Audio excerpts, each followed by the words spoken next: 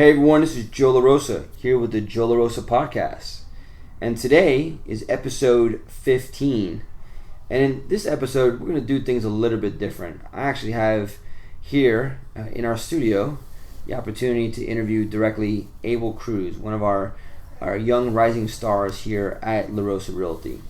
So today I really want to focus on, what does it take and what is it like when you're trying to go out there and, start a business. And, kind of what we're going to be talking here with Abel about today, being in real estate, going out there and being a realtor is kind of like that, So, Abel, welcome.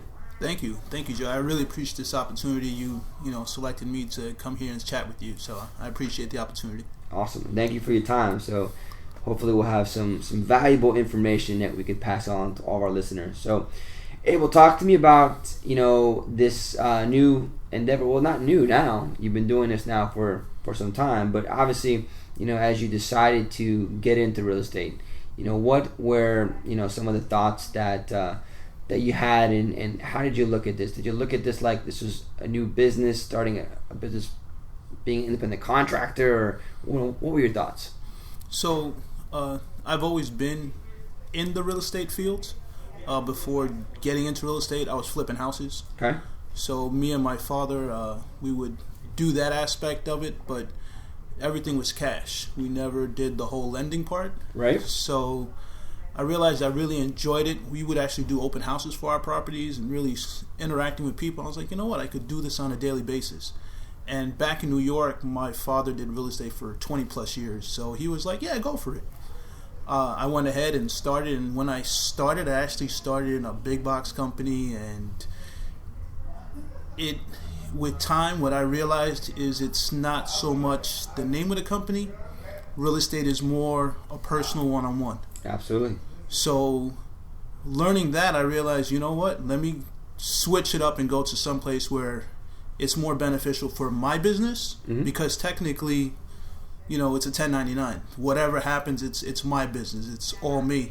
Right. And one of the biggest issues that a lot of us have is getting out of the employee mentality and going into a business owner mentality. Right. It's not, I'm dropping $250 for this marketing. Oh, now what? No, I'm investing $250 to see what I'm going to get out of it. Right.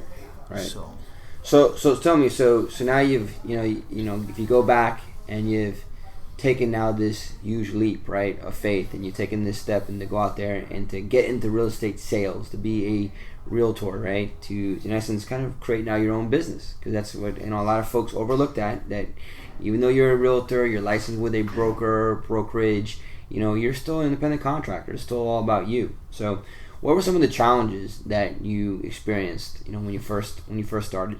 I didn't know anything. Okay. I did real estate, and I did the flipping, and I got into real estate, but I didn't know anything. And I realized that the only way to grow is to educate the mind. Okay. So I signed up for every class that was available, anyone that was giving any kind of trainings. I hooked up with title companies. I hooked up with lenders that were just giving classes, and that's all I did was absorb, and I'd play on the MLS and hit every single button to see what it did. Oh no, that's wrong. How do I fix that? But right.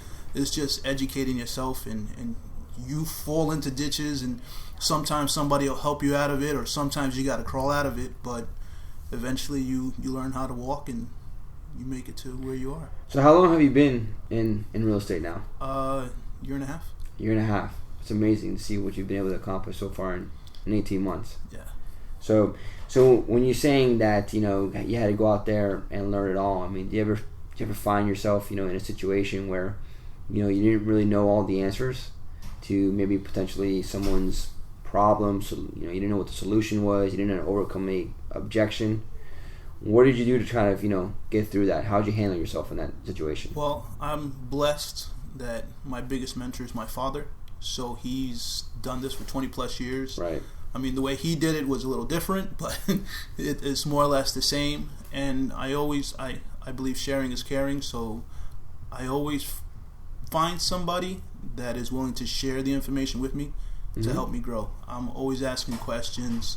I'm not afraid to ask questions and to no matter how embarrassed I feel, I got to get the answers. Right.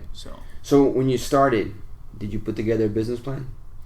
Yes. You did? Yes, actually. That's awesome.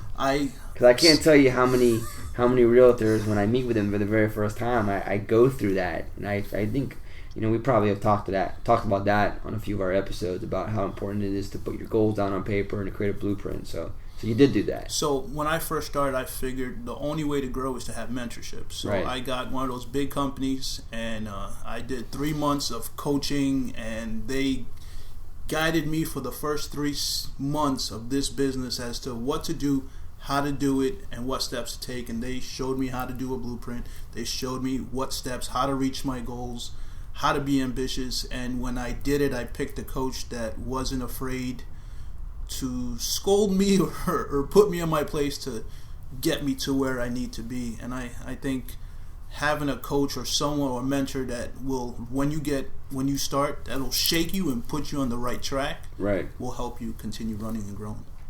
Excellent. So what do you do daily to kind of stay on track? So let's say you put together this blueprint back in the day, you kind of laid out this path that you want to take, but we know that every day there's going to be new challenges, there's going to be new events that could be coming up that can kind of try to distract us somewhat. So I guess my question really is, what do you do daily to really kind of maintain the focus that you should really have? So I've picked up tips along the way. I've taken your Do It Now classes, and you always say, which I've been doing lately, but you always say that Sundays you plan your week. Right. So Sundays I plan my week, and the Google Calendar on my phone is my Bible. That's how I run my entire week. That's how I make sure that everything's in there, make sure that everything's set up. And of course you're going to have hiccups, and you're going to have to move something and put it for later, but just make sure that you write everything down and you constantly are focused. I mean, that's the only way. Awesome. So I guess my last question for you today, and I appreciate your time, what advice would you give somebody that's starting out, whether maybe not even in real estate, just trying to go out there and take that leap, and kind of become an entrepreneur and start their own business? What advice would you give even your younger self when you were going back and you were starting? Don't give up. Remember that. So whenever you're gonna get in any kind of business, right, write down your goals. Write them down and put them somewhere in your house where you're gonna see them every day, and it's gonna remind you every day of what your goal is. Any business that you go into, you have to get yourself out of the employee mentality and understand that this is your business, that you can't rely on a boss to push you. Right. If you're opening up a bakery, if you're opening up your own cafe, whatever kind of business that you're going to have, remember that you're the one that has to motivate yourself. And I think that's the biggest issue. And understand that it's not that you do it for a week. You got to keep doing it. It's consistency. Absolutely. So as long as you stay consistent and you have your dreams in a spot where you can see it, the sky's the limit. Awesome, man. Well, listen, man, I appreciate you coming in here today and letting me have the opportunity. You're actually my very first interview here on the Joe La Rosa podcast. So that's pretty cool, man, that we can kind of share this moment together. So I look forward to continuing to be able to work with you and see you kind of continue this momentum that you've been able to create. So thank you, man. Very grateful for you. I appreciate the invite, and whenever you guys need me, I'm always here. All right, awesome. So for those of you that are listening, we appreciate your time as well, and you can always follow us on Instagram at Joe A. La Rosa, or of course at joelarosa.com, and on that website you can always find all of our upcoming workshops and events. Until next time, I look forward to speaking to all of you again here, and have a great day.